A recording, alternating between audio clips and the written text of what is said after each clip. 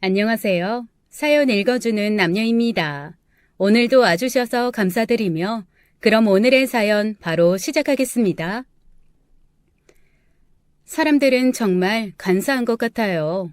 분명 자신이 도움을 받을 때는 그렇게 고마워하고 세상을 다 줄 것처럼 행동하다가도 변하는 상황 속에 금세 변해서 180도 다른 말을 하니 말이죠.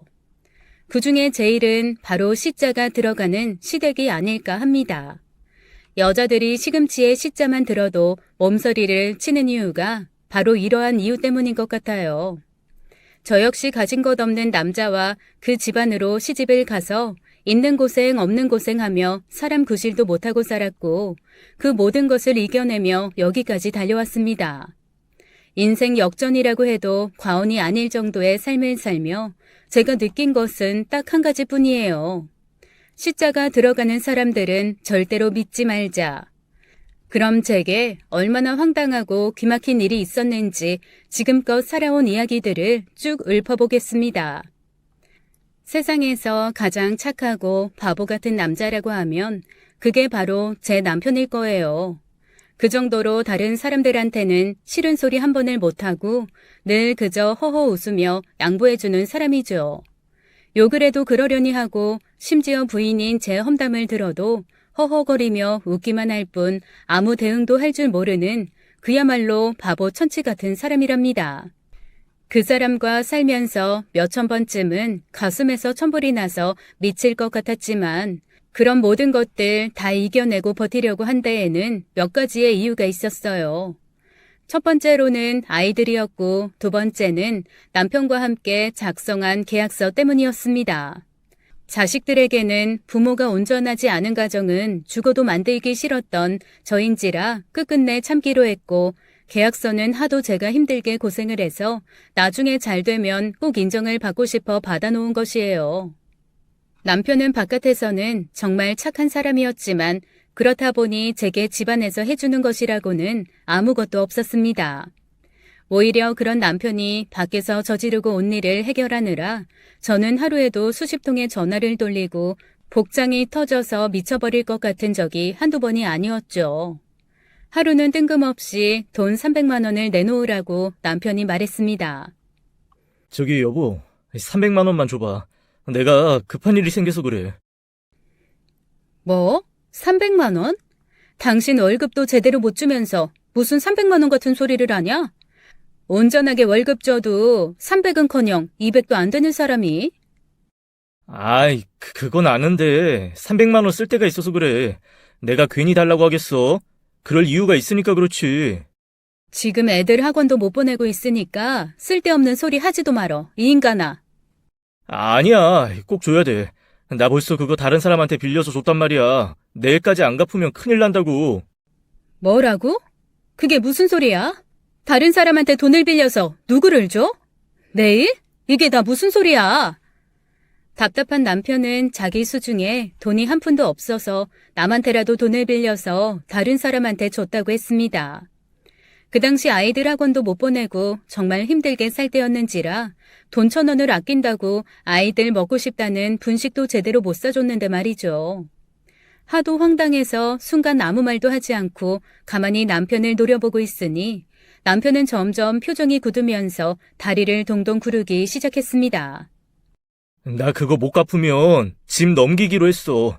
그러니까 안 돼. 우리 내일부터 다른 데 나가서 살아야 된다고. 그게 다 무슨 소리냐고, 이 답답한 놈아.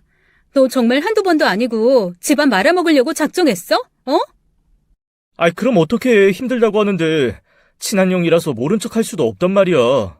더 이상 아무 말도 할 수가 없어 한숨이 팍팍 나오더군요. 우물쭈물하면서 제대로 대답도 못하는 남편의 얼굴을 보니 뺨이라도 한 대 시원하게 갈겨주고 싶었지만 그 당시 단칸방에 살고 있어서 아이들이 볼까봐 차마 그럴 수는 없었습니다. 그렇게 어영부영 다음 날이 되어버렸고 정말 누군가가 저희 집에 찾아와서 협박 같은 말로 무섭게 말을 하더군요. 돈 내놔요. 이 집 아저씨가 빌려간 돈 당장 안 내놓으면 우리 정말 가만히 안 있어. 어제부터 천하도 피하더니 이제는 아예 가족들 버리고 도망이라도 간 거야? 뭐요? 당신들 누구예요? 누구길래 그런 말을 하는 거예요? 당장 돌아가세요. 당장! 내가 왜 당장 돌아가요? 당신네 집 계약서가 나한테 있는데 월세 집이라 뭐 대단한 건 없어도 보증금에서 300뺄 돈은 있으니까 이거 내가 가져가야겠어요. 이 집 아저씨가 그동안 아무 말 안 해요? 벌써 2번이나 기한 연장시켜준 건데. 남편의 황당한 이야기보다 낯선 남자의 방문에 더욱 놀란 저는 그 사람을 통해 자초지종을 듣게 되었고 결국 사채업자를 통해서 돈을 빌린 사실까지 알게 되었습니다. 남편이 받는 쥐꼬리만한 월급에 공장 사정이 좋지 않아 그것도 몇 달째 제대로 월급도 들어오지 않았는데 어째서 그런 용기가 났는지 도무지 이해가 되지 않더군요. 저는 그때부터 미친 듯이 살기를 강구해야 했습니다. 당장 어린 2 자식들을 데리고 어디로 가야 할지가 너무나 막막했거든요. 그나마 좋은 집주인 만나서 몇 년째 월세 보증금도 올리지 않으셔서 이 집에서 버틸 수 있는 힘이었는데 그것조차 없어져 버리면 저희는 어떻게 할 수 있는 길이 없었죠. 주변에 마땅히 돈으로 도움받을 사람이 없자 전 시어머니에게 전화를 걸어 사정사정을 했습니다.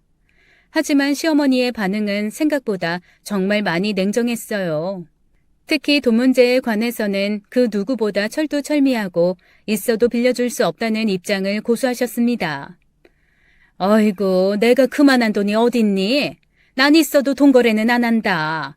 그리고 너는 살림을 몇 년을 했는데 그만한 돈도 없냐? 응? 씀씀이가 해픈 거 아니야? 어머님, 무슨 말씀이세요? 제가 결혼하면서 시아버님 편찮으실 때 드린 돈이 얼만데요. 5년 전쯤에도 아가씨 결혼할 때 그동안 모아둔 거 싸그리 다 드렸고 또 그러게 누가 달라고 했니? 그거 네가 좋아서 줘놓고 이제 와서 왜 딴 말을 해? 사람이 한 입으로 2말하면 안 되는 거지. 어머님, 저는 가족이라고 생각하고 가족이 어려운 상황이니까 도움드리려고 한 건데 그러게 누가 달라고 했느냐고. 난 그 말이야. 누가 달라고 한 적도 없는데 너 혼자 줘놓고서 왜 이제 와서 서운하네 뭐하네 하는 거냐? 우리 아들 뼈 빠지게 돈 번 거 여지껏 어디다 쓰고 돈 300이 없어? 응? 어머님, 저 정말 서운해요. 그렇게 말씀하시면 안 되죠. 눈물로 호소를 해보았지만 시어머니는 전혀 꿈쩍도 하지 않았고 오히려 자신의 입장만 내세우셨어요. 아주 기가 막힐 노릇이었습니다. 제가 여태껏 시댁을 위해서 했던 행동들을 보면 진짜 아낌없이 다 퍼줬는데 말이죠. 시어머니에게서 차갑게 거절을 당하고 신우에게도 전화를 걸어 사정을 말해보았지만 결과는 똑같았습니다. 모전 여전이라더니 그 말이 괜히 있는 게 아니더군요. 신우가 결혼할 때 제가 남편 몰래 해준 돈이 얼마인데 입 싹 닫고서는 땡전 한 푼 없다는 말을 하는데 아주 기가 막혀서 혼났습니다. 친정에는 그럴 만한 상황이 되지 못했고 차마 남편이 그런 일을 했다고 말도 하지 못했었기에 결국 저는 가까운 지인에게 사정을 말했어요. 보험 일을 하는 친한 언니였는데 사정을 다 말하고 나니 괜히 눈물까지 났습니다. 아가씨 때부터 친하게 지내던 언니인지라 누구보다 제 남편, 제 시댁에 대해서 잘 알고 있었고 바로 계좌번호를 알려달라고 말을 해서 제 마음이 눈 녹듯 녹아내린 것 같았어요. 우리 미정이 진짜 착하고 성실한데 어쩌다 그런 남편을 만났어. 아휴, 걱정 마. 언니가 바로 통장으로 보내줄 테니까. 그리고 앞으로 다시 한번 이런 일이 생길 경우에는 어떻게 한다고 각서 같은 것도 써놔봐. 언니, 정말 고마워요. 시어머니랑 시누이도 모른 척 하는데 언니가 저희 가족 구해주셨어요. 그러게요. 어쩌다 이렇게 남편 복이 없어서 이런 꼴을 당하는지 원. 그러니까 각서 같은 거 한번 써봐봐. 한번 매운맛을 봐야 정신 차리지. 자기 남편 밖에서는 그렇게 착하다 좋다 해도 집안에서 이렇게 하면 문제 있는 거잖아. 각서 딱 써놓고 말 안 들으면 내 쫓아버리던지 해. 이 언니는 몇 년 전에 이혼을 하고 혼자 사는 언니였어요. 그래서 그런지 제가 생각하는 가족관하고는 조금 차원이 달랐고 뭐든지 가족끼리도 문서화를 시켜서 정확하게 철두철미하게 하는 것을 권유했습니다. 각서를 써놓고 공증도 받아서 남편이 또 그런 행동을 할 시에는 이혼을 하던가 재산을 다 가져오는 방법을 쓰라고 얘기는 들었는데 막상 해보려고 생각하니 말이 안 되는 것 같기도 했어요. 아무리 그래도 가족끼리 이건 좀 너무하다고 그 당시에는 느꼈었죠. 특히나 제 남편에게 빼앗아올 재산이라도 있으면 덜하겠는데 그런 것도 하나도 없는 상태에서 뭐하러 그런 짓까지 하겠나 싶었습니다. 저희 부모님도 극심한 다툼 끝에 아버지가 일방적으로 집을 나가셨기 때문에 저는 온전하게 부부가 함께 아이들을 양육하는 것에 중심을 두고 생각했거든요. 부랴부랴 그 언니에게 300만 원을 빌려서 급한 불을 끌 수 있었습니다. 그렇게 저는 저희 가족의 월세방을 지켰어요. 비좁아도 아이들이 먹고 잘 수 있는 따뜻한 방을 지켜냈죠. 이쯤 되면 남편이 진심으로 미안함을 알고 제게 용서를 구했어야 했는데 남편은 그러지 않았습니다. 오히려 이날 이후로 제게 어떤 능력이라도 있는 듯이 더 황당한 행동들을 하기도 했었어요. 또 한 번은 고급 술집에 가서 술값을 200만 원 가까이 긁었죠. 단란주점 같은 그런 곳인데 양주를 먹고 여자들을 불러서 함께 놀았는지 어마어마한 금액이 나오고 말았습니다. 카드에 찍힌 금액을 보고는 거의 기절하기 일보 직전으로 너무 놀라서 남편에게 전화를 걸었는데 술에 잔뜩 취한 남편이 주변 사람들의 말에 휘말려 전화를 받더군요. 아이고, 우리 능력자 마누라십니까? 아이, 모든 말만 하면 다 나오는 마누라님. 오늘 제가 기분이 좋아서요. 형들 동생들에게 한턱 크게 쐈습니다. 이 정도는 우리 마누라님이 갚을 수 있죠. 당신 미쳤어? 정말 미친 거야? 당장 카드 취소해. 당장! 능력도 없는 당신이 뭔데 이런 돈을 긁어? 나는 능력이 없지만 능력 좋은 우리 마누라님 만났지 않습니까? 마누라님, 사랑합니다.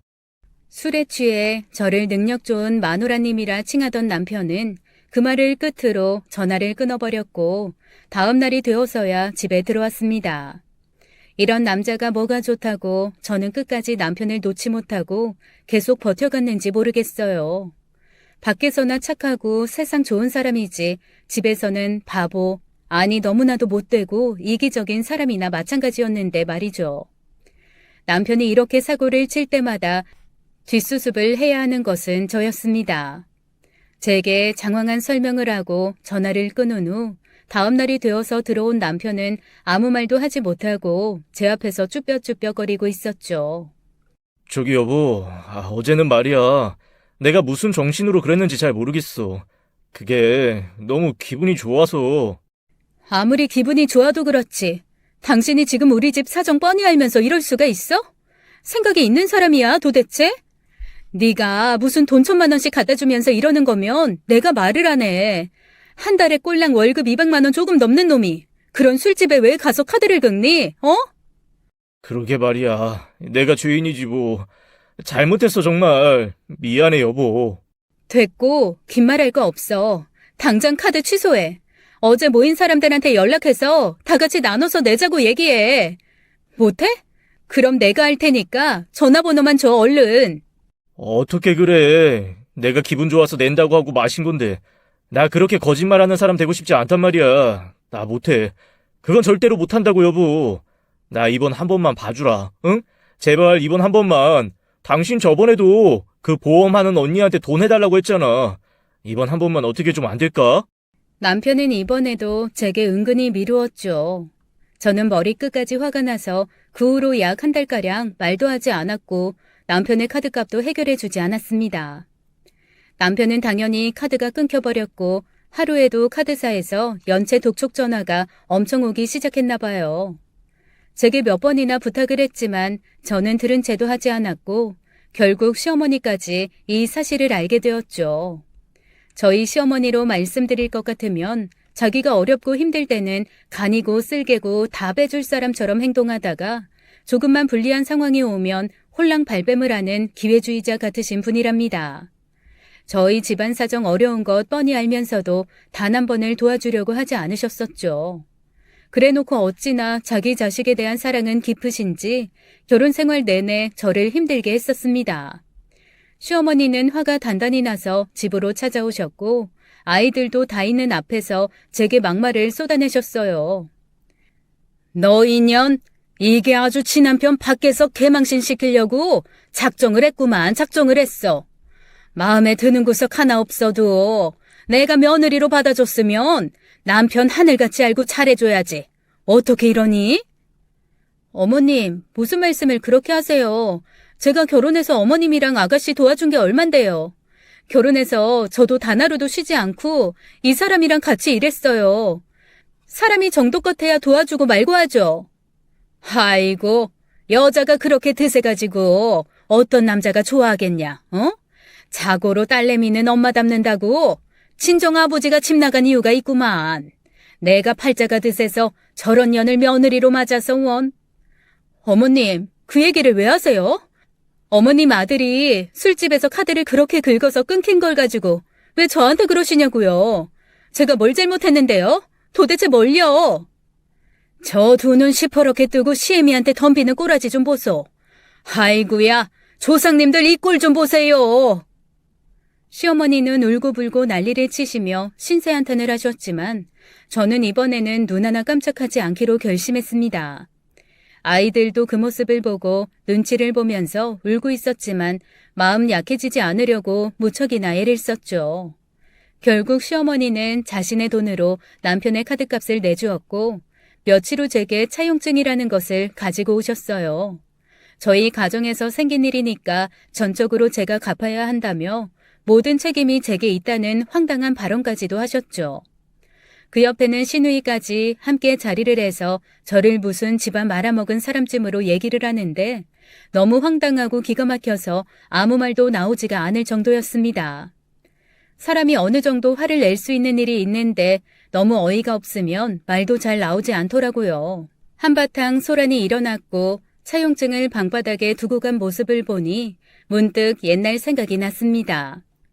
남편을 처음 만나 한창 불꽃 튀든 연애를 하던 그 시절이 말이죠. 남편과 저는 아는 지인을 통해 만나게 되었어요.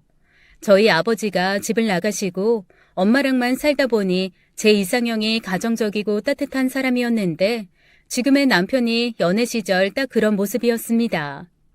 공원 벤치에 앉을 때에도 손수건을 깔아주었고 제가 조금만 불편한 상황이 되면 안절부절 못하면서 어떻게든 뭐라도 해주려고 하는 그 모습이 참 보기 좋았어요. 한 번은 공원에서 따뜻한 커피를 마시며 지나가고 있다가 술에 취한 행인 한 분하고 부딪힌 적이 있었는데 그 당시 남친이었던 남편이 그 사람하고 싸움이 붙어서 경찰서까지 간 적이 있었답니다. 술에 취한 그 행인이 조금 거칠고 험악하게 생긴 사람이었는데 남편은 겁도 없이 그 사람을 향해 직진으로 돌진해버렸죠. 아니나 다를까 그 행인은 남친을 흠씬 두들겨 패버렸고 남친은 제대로 된 한 방을 날리지도 못한 채 실컷 얻어터진 채로 저를 보며 미소 지었던 그때 그 모습이 아직도 눈에 선합니다. 다친 데 없어요? 괜찮죠? 이제 그놈 다시는 안 올 거예요. 우리 민경 씨 다치게 하는 사람 절대로 용서 못해요. 제가 아니라 민호 씨가 엉망이잖아요. 많이 다친 거 아니에요? 괜찮아요? 그러게 왜 그런 사람한테 덤벼요, 덤비기를. 싸움도 못하면서. 하마터면 큰일 날 뻔했잖아요. 그래도 우리 민경 씨 고의적으로 부딪힌 그놈을 어떻게 가만히 냅둬요. 나 절대 용서 못해요. 내가 얻어 터져서 죽는 한이 있어도 우리 민경 씨 그렇게 하는 놈 절대 못 본다고요. 절대로. 얼른 피 좀 닦아요. 우리 병원 가요. 얼른. 얼굴에 피투성이가 된 남친을 데리고 급한 대로 근처 약국에 가서 약을 샀어요. 약을 발라주면서 저는 마음속으로 다짐했습니다. 이 사람이랑 꼭 결혼을 해야겠다고요. 자기 목숨 아끼지 않고 저를 이렇게 많이 사랑해주는 사람하고 살면 분명히 후회하지 않을 것이라고 다짐했죠. 그 후로 저희는 1년 가까이 죽고 못 살 정도로 깊은 사랑을 했고 결혼을 결심했습니다. 저희 엄마에게 먼저 인사를 드리러 온 남친은 큰절을 하며 아주 예의 바르게 행동했고 저희 엄마 역시 그런 남자친구를 아주 좋게 보셨더군요. 세상 누구보다 저를 사랑해줄 사람이라고 하시면서 꼭 행복한 가정을 이루어서 평생 살라는 말씀을 하시며 눈물까지 글썽이는 엄마의 모습에 저 역시 눈물을 흘렸던 기억도 납니다. 그리고 나서 시댁과의 처음 인사를 드리러 간 자리에서 저는 조금 놀랐었어요.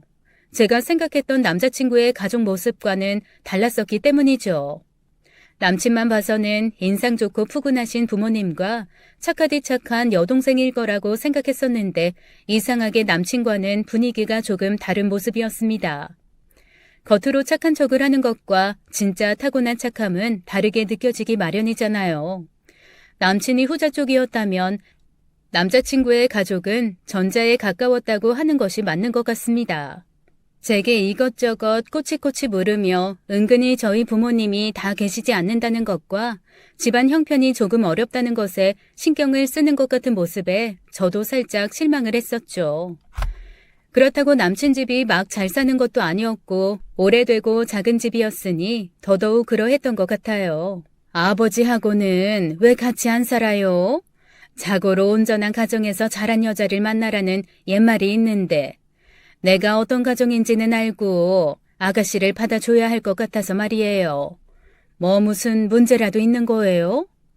네? 그게 두 분이 좀 맞지 않으셔서 그렇게 된 것 같아요. 저도 어릴 때 일어난 일이라 자세하게 알지는 못해서요. 아이고 세상에 자식들이 뭔 죄야. 애를 낳았으면 책임을 져야지. 어떻게 그렇게 무책임하게 안 맞는다고 홀라당 집을 나가셔 그래? 엄마 팔자 닮으면 안 되는데. 그래서 공부도 다 못하고 참 힘들게 살았다고 들었는데 사정이 그렇게 어려워요?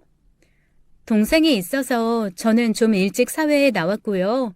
그래도 저 나름대로 열심히 일하고 열심히 저축해서 제 나이 또래보다는 목돈도 꽤 모았고 동생도 도와주고 그랬어요. 저 정말 열심히 살았거든요. 저와 저희 부모님을 얕잡아보는 예비 시어머니의 말투 때문에 저는 일부러 더 제가 열심히 살았다며 돈도 많이 저축했다는 말을 해버렸습니다. 사뭇 놀라는 표정으로 저를 쳐다보시더니 그 후로 제게 따로 전화가 와서는 혼수 얘기를 꺼내시더군요. 아가씨가 모아둔 돈도 꽤 있고 하다니까 내가 걱정 안 하고 그럼 얘기할게요. 우리 집이 그렇게 좋은 형편은 아니라도 나 내 아들 남부럽지 않은 대학교도 보냈고 다른 사람들 이목도 있으니까 몇 가지 꼭 할 건 해왔으면 좋겠는데 그럴 수 있죠? 목돈도 꽤 모았다고 하니까 안심하고 말하는 거예요. 시어머니의 말에 저는 또 한 번 놀랐습니다. 남친이 좋은 집을 마련하는 것도 아니면서 어떻게 이런 말을 하나 싶었죠. 하지만 결혼을 하면서 시댁에게 좋은 이미지를 주는 것이 좋을 듯 싶어 어쩔 수 없이 시어머니의 말대로 혼수를 해갈 수밖에 없었어요.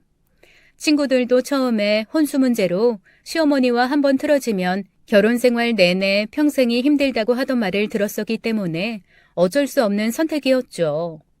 신우의 번듯한 옷과 친척들 한복까지 싹 맞춰드리고 코딱지만한 집에 커다란 냉장고와 TV, 소파까지 들여놓으니 나름대로 만족해하시는 표정을 지으시더라고요.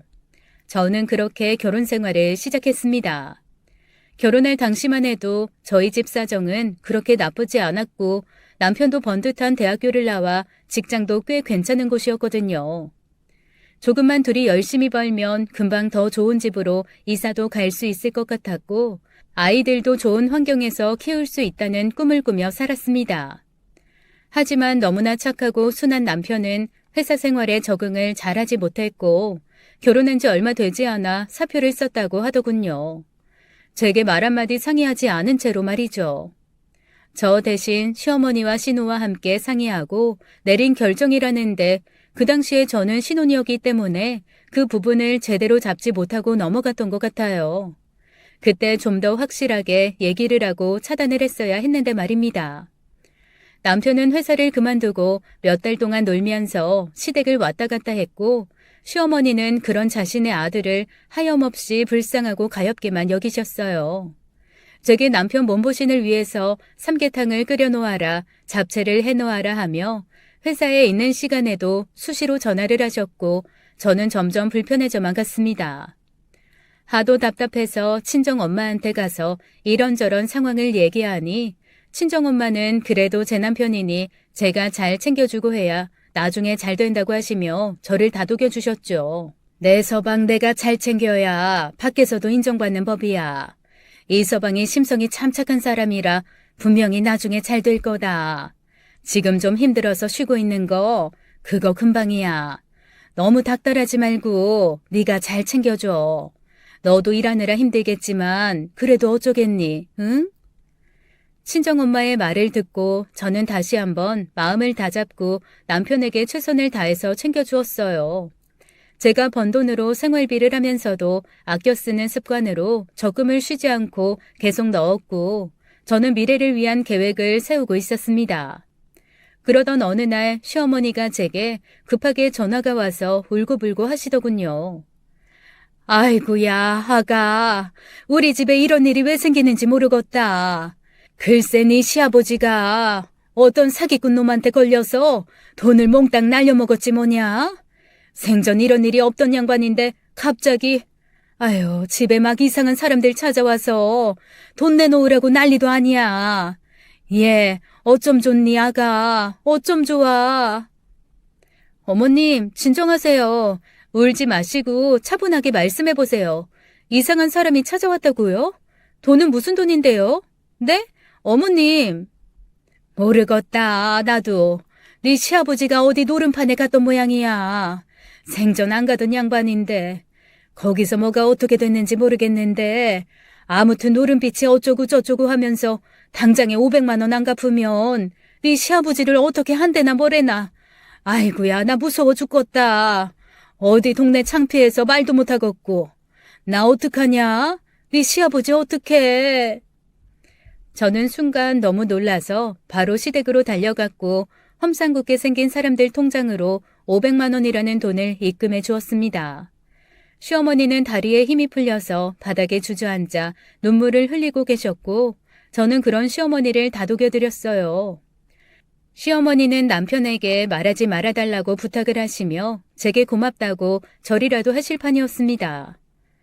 아가야, 네가 우리 집 복덩이다. 우리 집 복덩이야. 여자 하나 잘 들어오니 집안이 흥하네 흥해. 네가 우리 살렸다. 네가 네 시아버지 살렸어. 고맙다 고마워. 내 평생 잊지 않으마. 아이고 우리 집 복덩이. 어머님 이제 좀 괜찮으세요? 놀라셨을 텐데 이거 약 좀 드시고 편히 쉬세요. 아버님도 바로 집으로 올 수 있다고 하셨으니까 어머님이 아버님 잘 챙겨주시고요. 아셨죠? 제가 그이한테는 비밀로 할 테니까 걱정하지 마시고요. 어렵게 모은 500만 원이었지만 그 당시 저는 아깝다는 생각을 하지 않았어요. 가족한테 어려운 일이 닥쳤으니 당연히 제가 해야 할 일이라고 생각했죠. 시어머니와 시아버지가 너무 좋아하는 모습을 보니 저도 마음이 편했고 무엇보다 제가 이 집안에서 인정을 받고 있다고 생각하니 기분이 좋더라고요. 그 후로 한동안 시어머니는 제게 참 잘해주셨습니다. 반찬도 집에 가지고 오셨고 말끝마다 아가 하시면서 제게 먹고 싶은 것이 있느냐고 자주 묻기도 하셨죠. 얼마 후 저는 임신을 해서 아이를 출산하게 되었고 제가 회사를 쉬어서 어쩔 수 없이 남편은 작은 공장으로 취직을 하게 되었어요. 남편은 공장에서 처음 일을 하는 것이었고 월급도 많지 않았지만 그래도 아이가 생겨 감사하다며 하루하루를 행복하게 살아간다고 말했습니다. 저 또한 그런 남편과 함께 하는 것이 즐겁고 행복했고요. 하지만 시간이 지나면서 남편은 점점 밖에 있는 사람들과의 관계에 더 치중하게 되었고 그렇다 보니 가정에 관해서는 무관심해질 수밖에 없었습니다. 남편의 착한 심성을 알고 의도적으로 돈을 빌리러 접근하는 사람들도 있었고 술자리에 일부러 남편을 불러 계산을 하게 하는 사람들도 있었어요. 저는 워낙에 사회생활을 일찍 시작하고 돈을 모으며 그런 일들에 대해서 잘 알고 있었기에 남편에게 말을 했지만 남편은 제 말을 잘 듣지 않았습니다. 그저 사람들이 자신을 좋아해서 그런다는 바보 같은 생각을 하고 있었죠.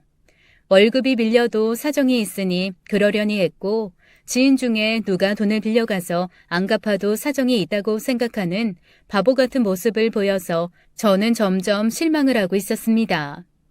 그 사이 신우는 결혼을 준비했었는데 신우가 술을 마시고 저희 집에 찾아와 자신의 어려운 사정을 얘기하며 울고불고 난리도 아니었죠.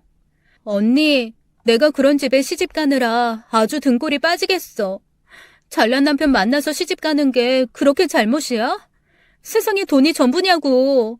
내 친구들은 나 다 부러워하는데 아무도 내 마음 모를 거야. 밍크코트에 명품백까지 사오라고 하는데 나 정말 어떡해 언니? 나 결혼 못하는 거야? 아가씨, 왜 그런 말을 해? 그런 말 하지 마. 세상에 돈이 전부 아니야. 그러니까 용기 내. 알았지? 용기만 있으면 뭐해. 돈도 없는데. 나 같은 년이 그냥 결혼도 못하고 평생 혼자 늙어 죽어야 되나 봐. 이럴 바에는 수녀라도 될까 봐. 돈 없는 년은 결혼 못하는 거잖아. 얼마가 필요한데 그래. 어머님, 아버님 마음 아픈 소리 하지 말고 얼마가 필요해서 그래. 신우의 한탄에 결국 저는 돈 1,000만 원 가까운 돈을 대출까지 받아서 신우이에게 해주었습니다.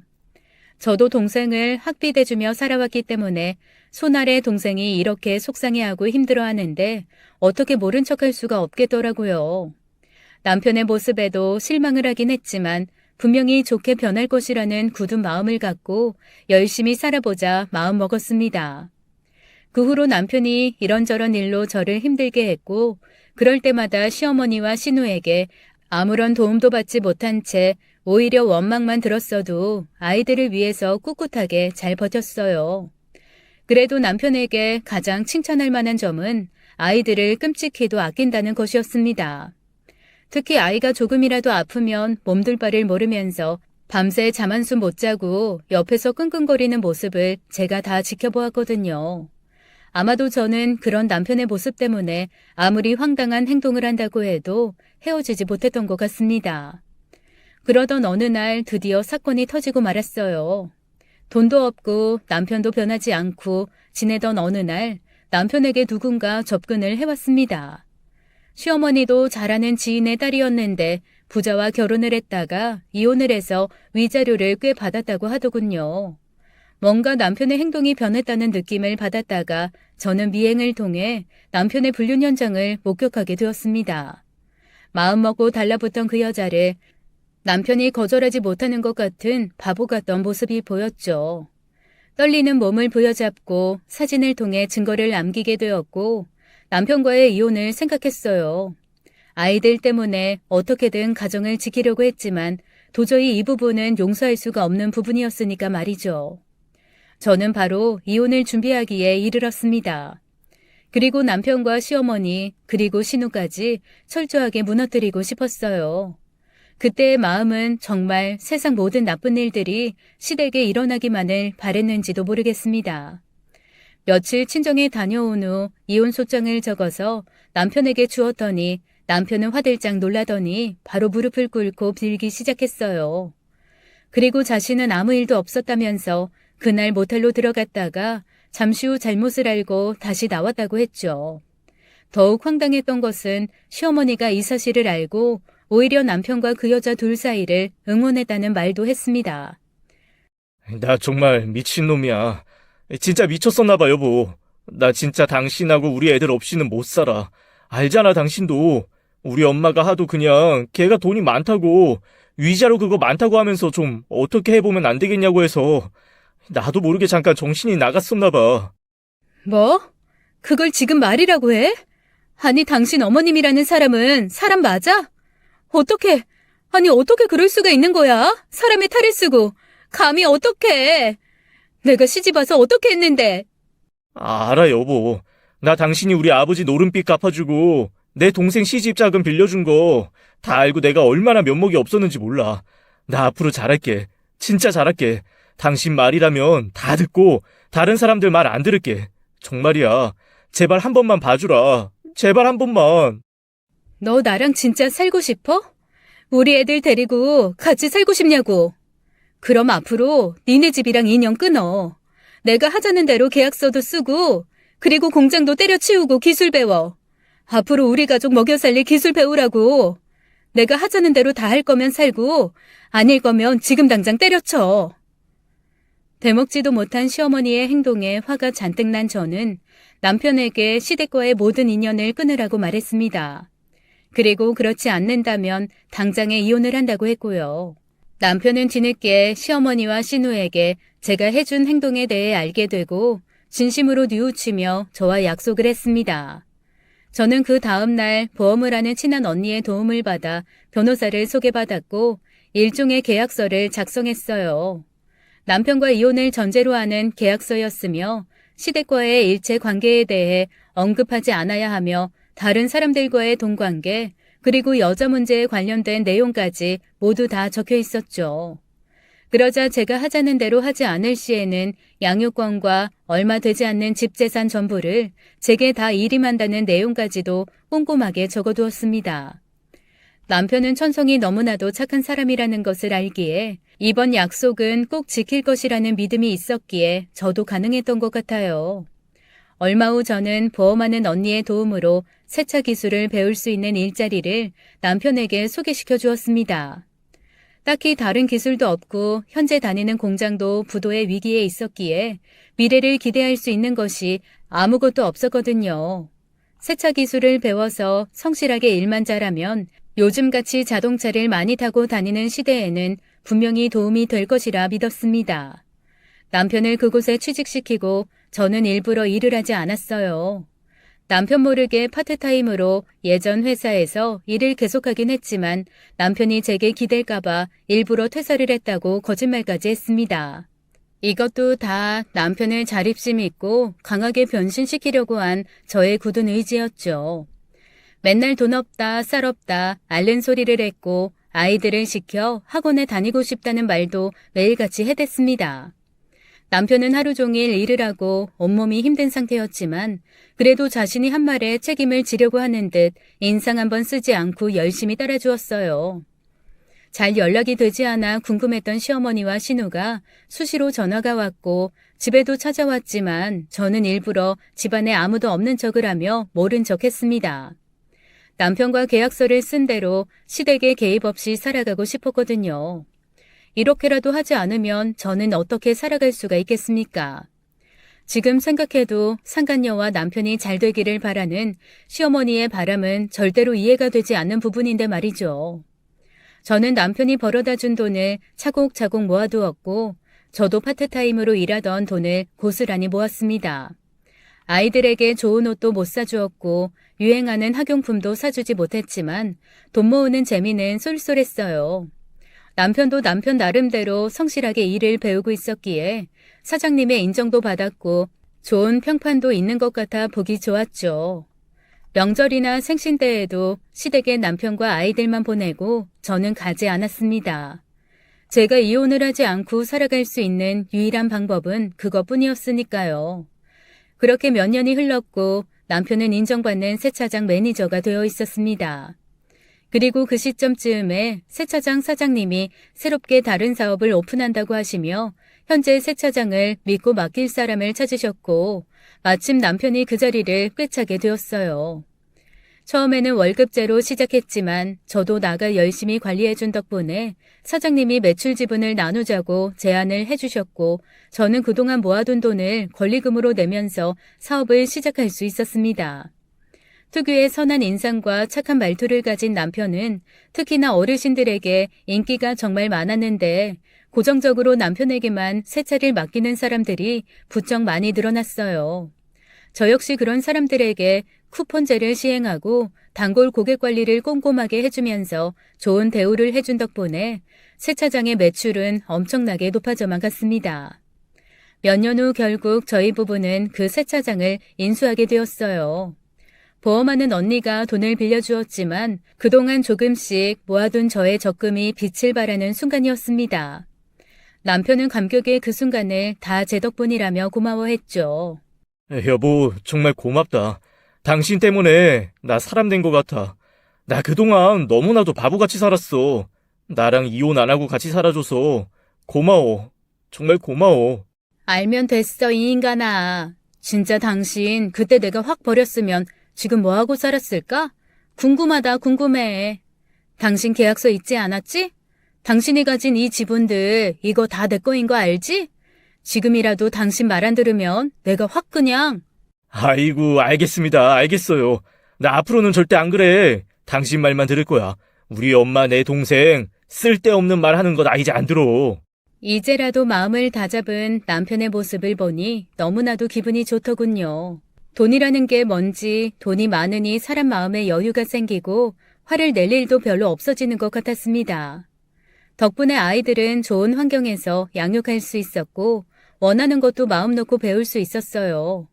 작고 낡은 집에서 벗어나 아파트라는 곳으로 이사를 가는 날 남편을 부여잡고 얼마나 울었는지 모릅니다.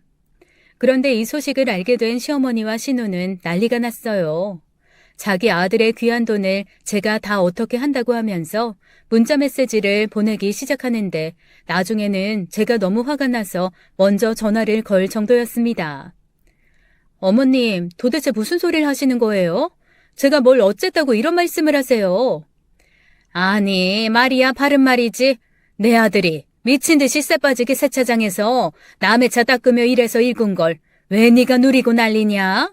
사람이 양심이 있어야지. 너는 돈 한 푼 안 벌고 팽팽 놀면서 내 아들이 번 돈 다 쓰고 다닌다던데.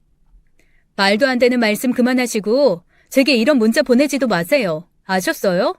저는 어머님이 돈 많은 여자한테 제 남편이랑 잘해보라고 한 그 순간부터 인연 끝난 사람이니까요. 뭐? 이게 정말 내가 언제 그랬다고 생사람을 잡어? 너 정말 이상한 애구나. 집안 환경도 그지 같고 가진 것 하나 없는 거 받아줬더니 이제 와서 돈 좀 버니까 뭐시 어쩌고 어째? 그게 무슨 네 돈인 줄 알아? 우리 아들 전 보니까 아주 중년 말년에 돈복이 터졌다더라. 그거 우리 아들 돈이라고. 우리 아들 팔자라고. 시어머니의 억지에 저는 바로 전화를 끊어버리고 말았습니다. 애초에 전화를 거는 것이 아니었는데 하도 문자를 많이 보내는 통에 저도 모르게 전화를 걸어버린 것이었어요. 그게 화근이 되었지 뭐예요. 전화를 끊고 세차장에 나가 일을 하고 저녁에 들어와 보니 이번에는 시어머니와 신우가 집에 와 있었습니다. 제가 없는 틈에 아이들에게 집 주소를 물어봐 집으로 들어와 소파에 떡하니 앉아서 배달 음식을 먹고 있더군요. 몇 년간 인연을 끊고 살아서 너무 황당한 순간이라 뭐라고 말도 안 나와 우두커니 서 있었더니 저를 보고 신우가 말을 했습니다. 어머, 언니 살만한가 봐. 이 좋은 아파트에 소파에. 와, 사람은 정말 돈이 있고 봐야 돼. 그치 엄마? 이제 돈 좀 번다고 시댁은 우스워요? 어떻게 된 며느리가 명절이고 시부모 생신 때고 꽃배기도 안 비춰요? 애들이 뭘 보고 배우겠어요. 아가씨, 우리 애들 내가 인성교육만큼은 똑바로 교육시키고 있으니까 그런 말 하려거든 돌아가요. 우리 집 걱정 말고 아가씨네 철부지 아들 걱정이나 하라고요. 뭐? 얘가 저 말하는 본새 봐라. 아주 어디서 배워먹은 싸가지인지 모르겠네. 어쩌면 말을 저따위로 하지? 응? 돈 좀 만지니까 사람이 아주 우스워 보이지? 애지중지 아들 키워서 내 아들이 돈 벌었는데 죽 써서 개줬네 아주 그냥. 짜증나. 뭐가 어쩌고 어째요? 죽 써서 개를 줘요? 어머님, 사람이 할 말이 있고 못할 말이 있죠. 더 이상 어머님 같은 사람하고 대화할 필요도 없고요. 잠시만 기다려보세요. 제가 뭐 보여드릴 게 있으니까. 아이고, 그래. 뭘 보여줄란지 실컷 보여줘봐라. 내가 어디 눈 하나 깜짝하나? 세차장 이거 내 아들 거니까 넌 꿈도 꾸지 말어. 알았어? 저는 더 이상 시어머니 같은 사람하고는 대화할 가치를 느끼지 못했어요. 그리고 안방으로 들어가 남편과 썼던 계약서를 들고 나왔습니다. 이게 뭔지 아세요? 아시냐고요? 어머님이 위자료 많이 받아서 부자된 이혼녀랑 제 남편 엮으실 때 제가 남편이랑 써둔 계약서거든요. 변호사님한테 공증까지 다 받고 했으니까 한번 보세요. 저는 계약서를 시어머니와 신우 앞에 던져버렸습니다. 시어머니와 신우는 쌍욕을 퍼부으며 눈이 휘둥그레져서 계약서를 펼쳐보았죠. 계약서상에 쓰여있는 항목을 읽어보시더니 말도 안 된다며 개거품을 물으시더군요. 뭐? 세상에나 어쩌면 이런 계약서가 다 있냐? 네가 이러고도 사람이야? 우리 아들 재산이 다 네 거라고? 다 너한테 주는 거라고?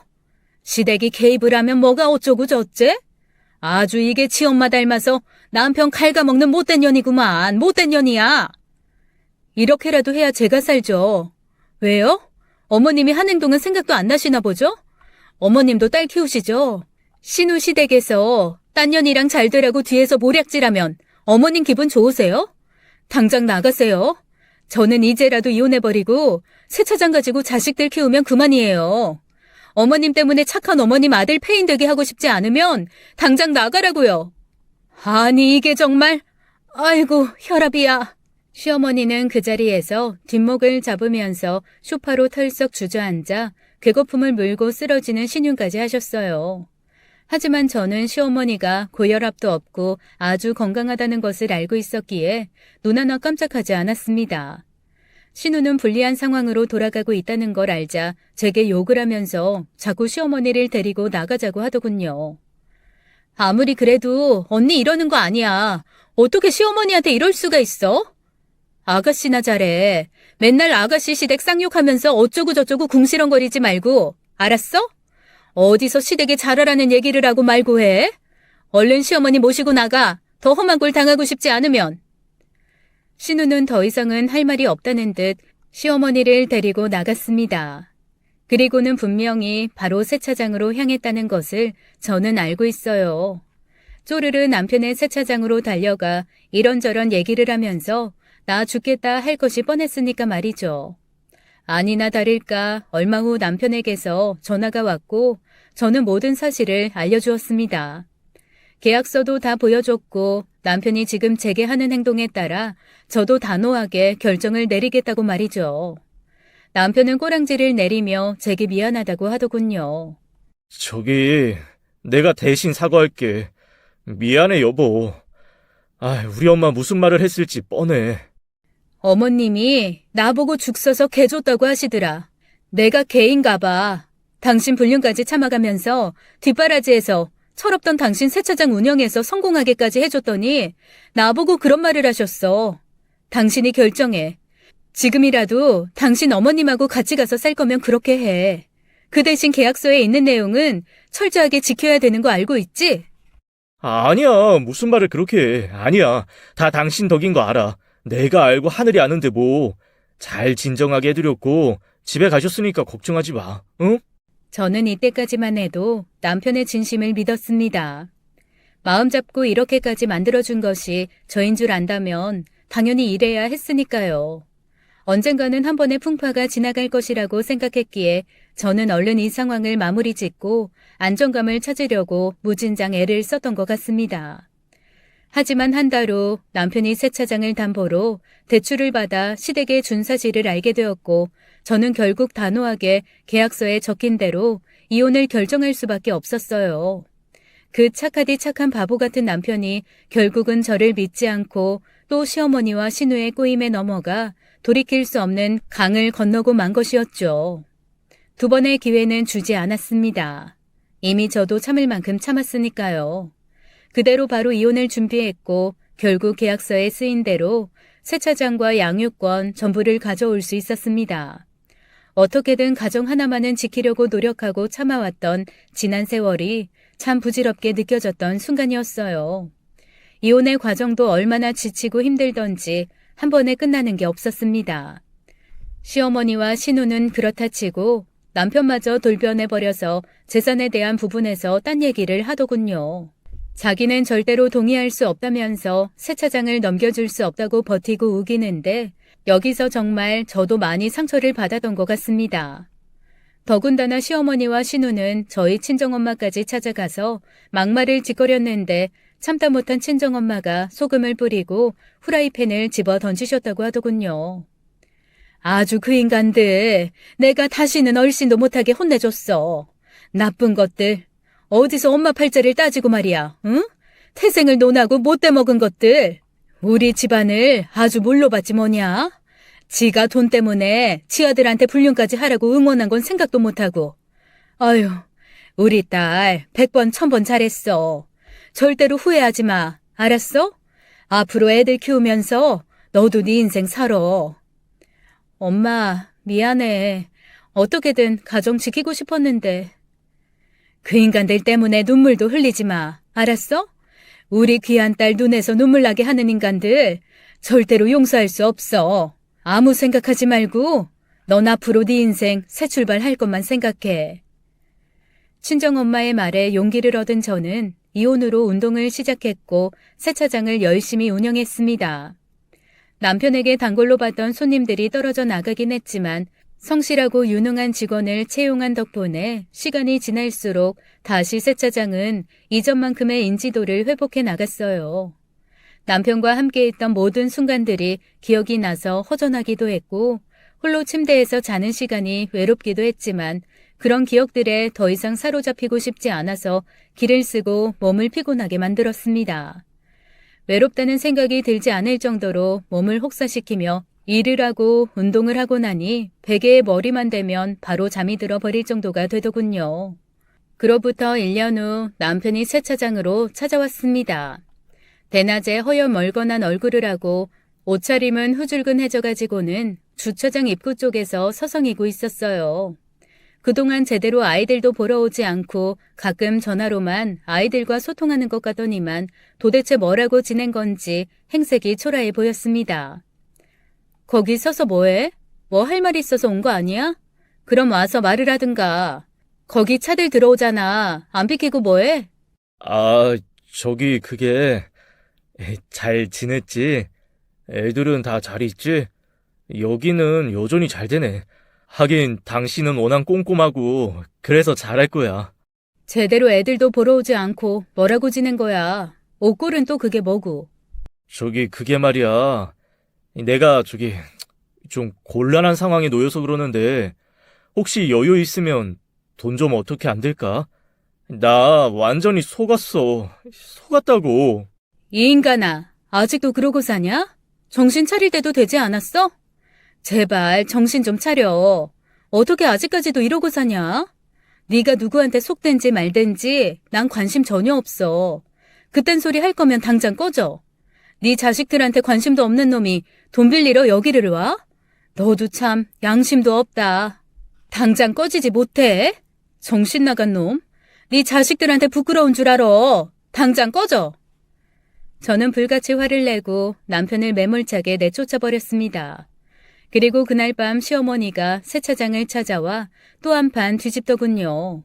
원래 자기 아들 거니까 당장 다시 내놓으라고 하도 소리를 질러대길래 일부러 사람들 있는 데서 제가 큰 소리로 다 말해버렸죠. 당신 아들이 돈 많은 이혼녀랑 잘 되기를 진심으로 바라던 사람이 이제 와서 저한테 왜 그러세요? 가서 그 여자한테나 가서 얘기하세요. 그 여자 위자료 많이 받아서 돈 많다면서요. 아니, 나도 그런 줄 알았는데 그년이 아주 꽃뱀이었지 뭐냐? 아이고, 내가 아주 그냥 못 산다 못 살아.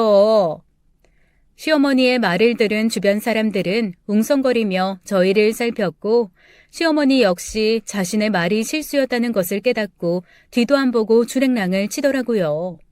나중에 알게 된 건데 남편이 저랑 이혼하고 나서 시어머니가 다시 그 여자랑 만나게 해주었나 봅니다. 그런데 알고 보니 위자료 받은 것도 뭐 한다고 다 날리고 남편한테 있는 돈 뜯어서 대출까지 받게 한 다음에 도망간 모양이에요. 아직도 그 집안은 정신 못 차리고 그러고 있는 꼴을 보니 이혼하길 참 잘했다는 생각이 들었습니다. 한동안 마음 잡고 일했던 남편이 다시 그렇게 된 걸 보면 역시 고쳐 쓰는 게 아니라는 말이 딱 맞는 것 같네요. 그 후로도 몇 번이나 돈을 빌려달라며 찾아오고 전화도 왔지만 저는 아예 대답도 하지 않은 채 무시해버렸고 급기야 아이들에게까지 전화를 걸어 엄마한테 돈을 빌려달라고 설득했다고 했습니다. 그 말을 듣고는 너무 화가 나 아이들 전화번호까지 바꾸어 버렸고 애들이 상처받지 않도록 잘 설명해 주었어요. 아이들 역시 그렇게 자신들에게 끔찍했던 아빠가 이상하게 변한 것 같다면서 많이 실망했는데 나중에 성인이 되면 진솔하게 모든 사실들을 말해줄까 생각도 하고 있습니다. 어른이 되면 아이들이 알아서 판단할 몫이니까요. 지금이라도 제발 정신 차리고 전 남편과 시어머니 그리고 시누이가 제대로 살아갔으면 좋겠다는 생각입니다. 그래야 적어도 제 아이들에게 아빠와 친가의 존재가 부끄럽진 않을 테니까요. 저는 아이들에게 부끄럽지 않도록 하루하루를 정말 열심히 살아가고 있습니다. 비록 가정은 지켜주지 못했지만 아이들도 저를 이해하리라 믿고 있어요. 그럼 이상으로 제 이야기를 마치겠습니다. 끝까지 들어주셔서 감사해요. 지금까지 사연 읽어주는 남녀였습니다. 끝까지 시청해주신 여러분 감사드리며 저희는 다음 사연으로 돌아올게요. 감사합니다.